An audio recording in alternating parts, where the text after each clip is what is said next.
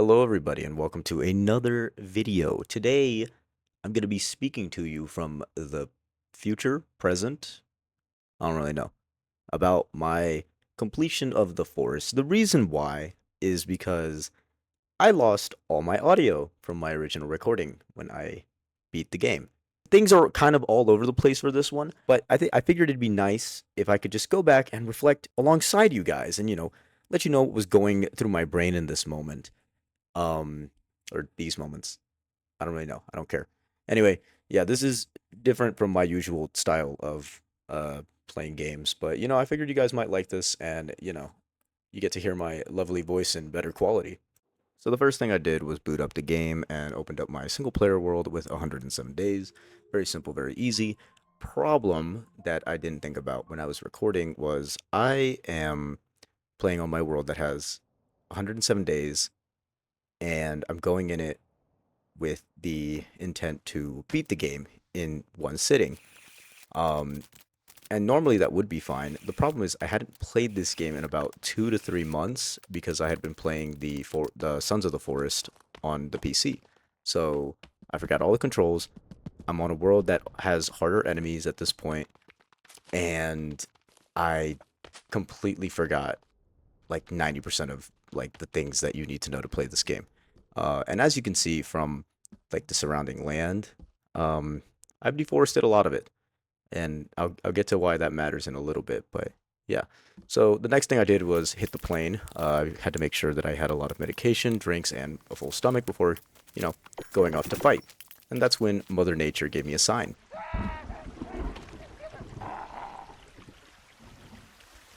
After seeing that, I decided to go into a cave, because what better thing to do than to run away from my problems? I want to reiterate once again that I had not played this game in a while, and I was genuinely playing like a huge idiot.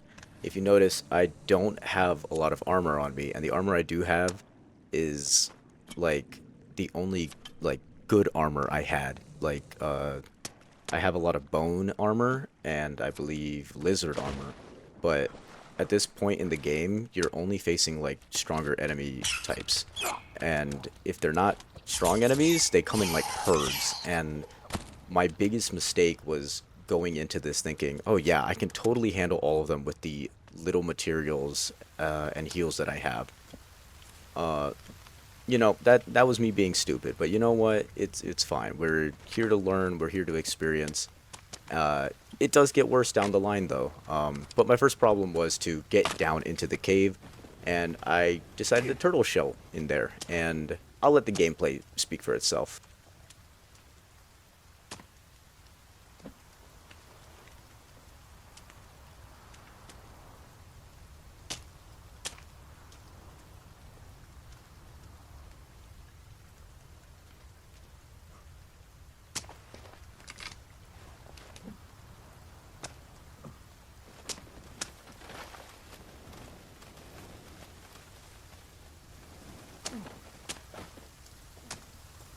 So this is where everything kind of starts going wrong.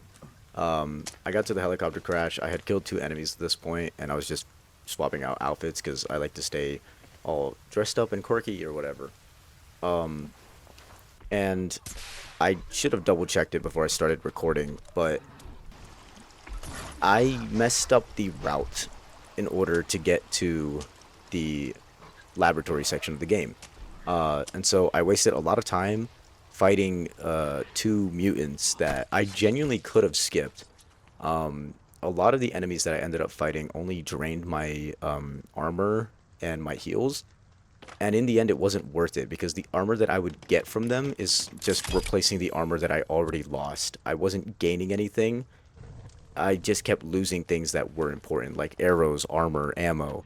Like, these are things that I should have been saving the whole time, and instead I played like an idiot, and it just, oh boy, it was bad.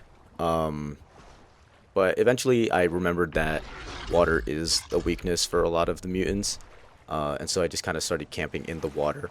Once again, this is where I make ginormous mistakes. So if you don't know, there is a underwater cave system that takes you to the laboratory, and it's in the little lake where I was like getting mutants and other cannibals to fall in. I was already at the end section, but I somehow mixed it up and I ended up attacking even more enemies, which, again, it was just wasting resources and not worth it at all.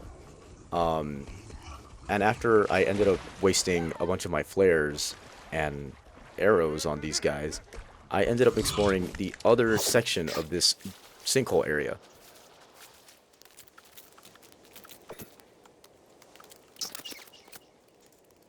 I start going into the cave that leads you to the exit that takes you to the laboratory. I don't know if that makes sense, but basically, I'm going to the entrance. When I turn around and I go through those big metal doors, that's taking me back to the entrance of the cave rather than the exit that I was already on. And you can see me checking my map. You can tell that I'm confused while I'm recording. And it never occurred to me, hey, maybe I should double check what I'm doing before I, royally mess something up. And as you can see, I'm checking my map and I'm noticing that I'm going backwards in the cave area. And I'm like looking around and I'm confused. And this piece of the toy that I find, that's supposed to be the final piece, but I explored the cave wrong, so I was still missing another one. So I was going into everything thinking, oh, there's one more piece of the toy. I'm clearly going in the right direction because I'm still missing one piece of the toy. And this is where things got worse. Two mutants, pretty strong, and I couldn't get close to them to do melee damage without losing a lot of armor, so I just ended up running around in a circle and shooting flares. I did have a lot of flares, but again, not a good idea to be wasting resources like this. So, I wasted a lot of time here, lost a lot of armor, and oh, this was really, really bad. All right, now cutting ahead kind of a lot. I went through a lot of different climbing ropes, and I went through one or two water channels here. And it was at this point when I got to a safe point when I realized that I had done something wrong.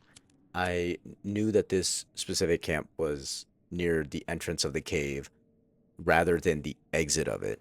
And this is when I completely stopped everything I was doing and I pulled out my phone and usually this is something I don't do when I play games, but I looked up like what I had to do because at this point I was lost and confused. It just it was really bad because I realized that I had put an hour into it and I did nothing but lose resources and waste time.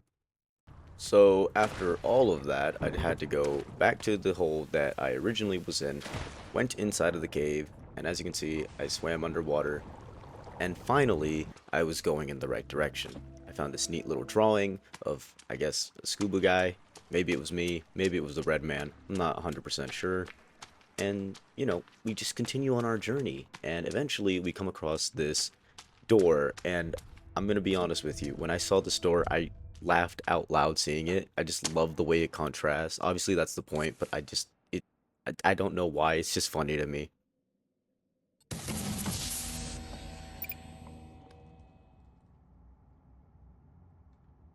So yeah, now we're in the building. I also found this really cute room that wasn't listed on Zillow, which really upsets me because it's kind of cozy in here. I ascended further, eventually finding myself in a beautiful cafeteria, and I did what any man would do when he's in a cafeteria. I started spending all of my money on the vending machines and eating every last drop of food that I could find, even though I was already full. I also got to mention how I am achievement hunting at the same time. So one of the achievements was to drink from the coffee mug here, and the next achievement that I was trying to get is to light the fire sprinklers. Are they called fire sprinklers? I don't know. The sprinklers, I had to set them on fire in order to make them go off. That was another achievement. So yeah, that's what I attempted to do here. I continued adventuring and eventually found these aborted fetuses. Sorry, you guys. You gotta go. As I continued my journey, I got a mild heart attack after this mutant came from around the corner and couldn't decide if he wanted to go for me. I'm not sure what this was. He just kind of stood there for a second. I, of course, had to take care of him anyway, but, sorry, Bert, but we gotta keep moving forward. And as I kept moving forward, I found more of Bert's family. Maybe his cousins, sisters. Not 100% sure. I don't really care about Bert. So, whatever. Let's just keep adventuring and... Oh. Oh my. Trying to forget that wall of shit that I just saw, I ended up encountering more fetuses. I thought I could take them. I could not. After a bunch of stumbling, bumbling, and being a buffoon, I finally found... Oh.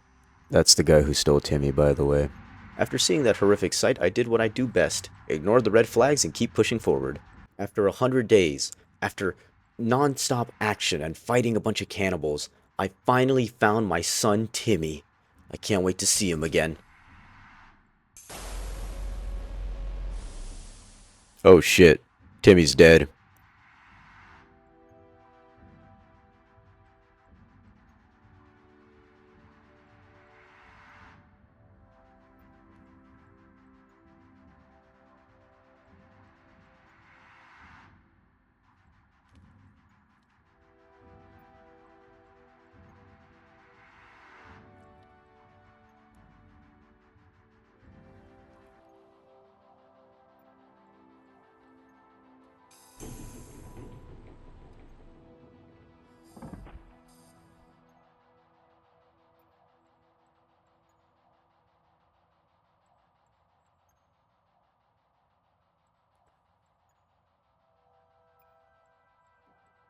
I couldn't bear to see my son like this, so I did what any good father would do.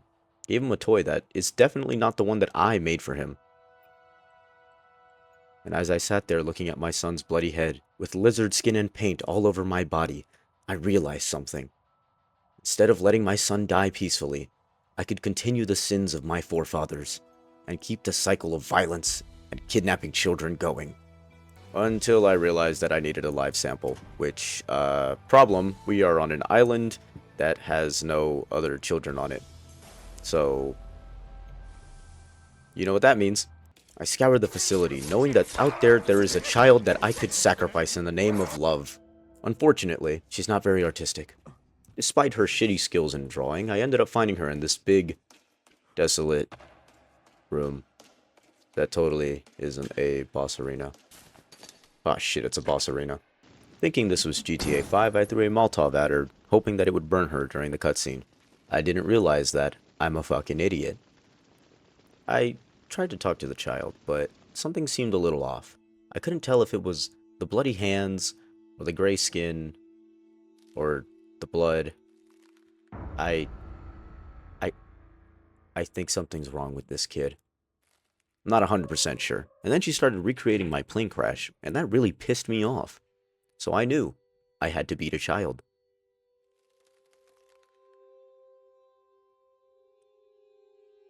Not sure what that was supposed to mean, but thanks, little kid.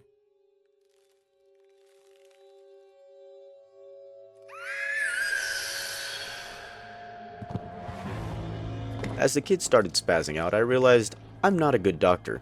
So I backed away as quickly as I could. As quickly as I could. As quickly as I could. Bro, we gotta get moving. Hurry up and move.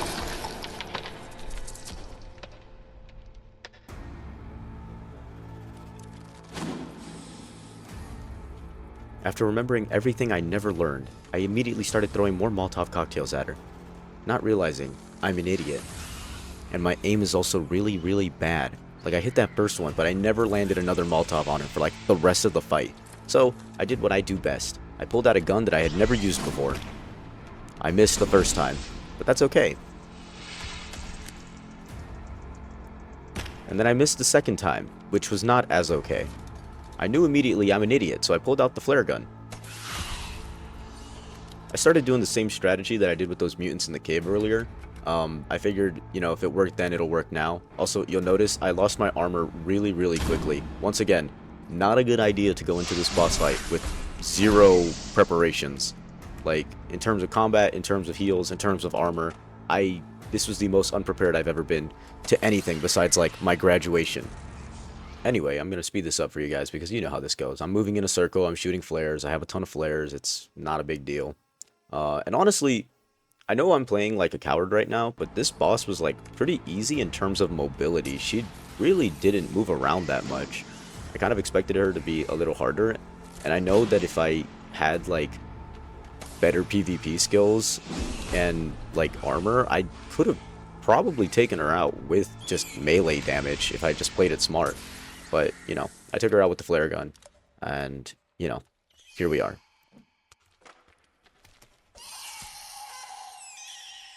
Picked up the dead child in order to put her in the live sacrifice machine. In order to... Wait a minute, hold on, what? Wait, I didn't think that through.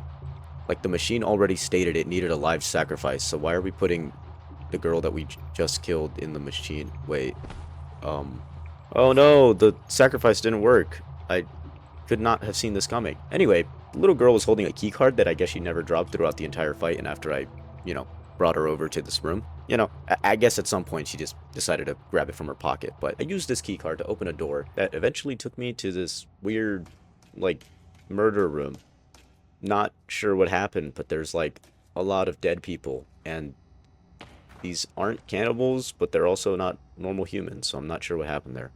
Anyway, using my key card once again, I opened up a door to an elevator that eventually took me to this really white room. Obviously, I trekked forward as I usually do without looking back, and eventually found this weird plasma gun cannon thing that was hanging from the ceiling, making a really loud, irritating noise.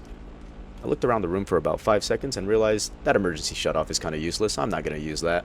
I went back to the center console and realized, yes, I do want to sacrifice another child for my son. In fact, that's the canonical ending. So, I kind of had to.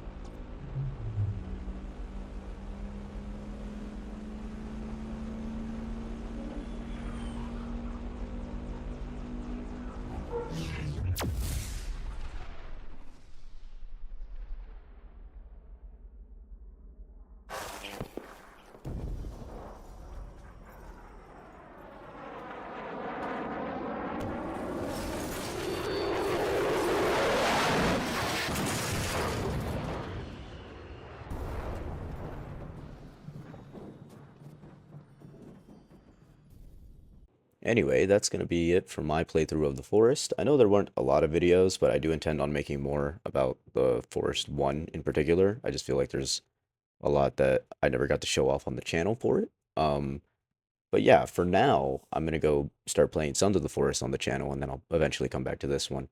But yeah, this video came out very differently to how I wanted, but if you do enjoy this type of, like, post commentary reflection type, I don't really know what you call this, but if you do like this style of, like, videos, you know, I'm open to, like, changing things up or including it every now and then, you know, that's just how I am, you know. Um but yeah, I just really want to say thank you for supporting this channel. Thank you for supporting me. Um yeah, I'm gonna let the rest of the cutscenes play out, but for now, that's gonna be it from me. And don't forget to tie your shoes. And bye-bye. My next guest is a TV star, author, and real life plane crash survivor. Here to talk to us about his new book, Rescued, along with his son, Timmy. Please give it up for Eric LeBlanc.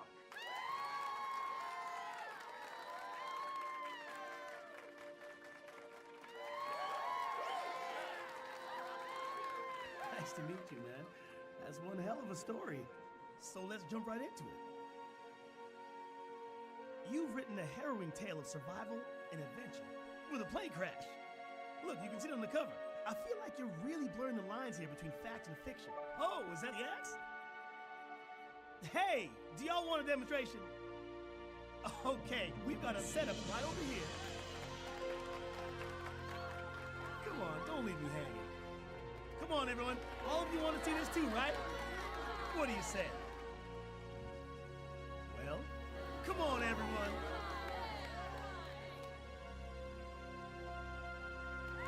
Yes! All right.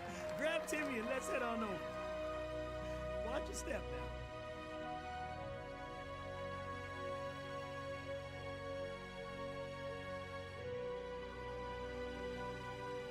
I got my axe. Where do you hold this thing? Oh, like this?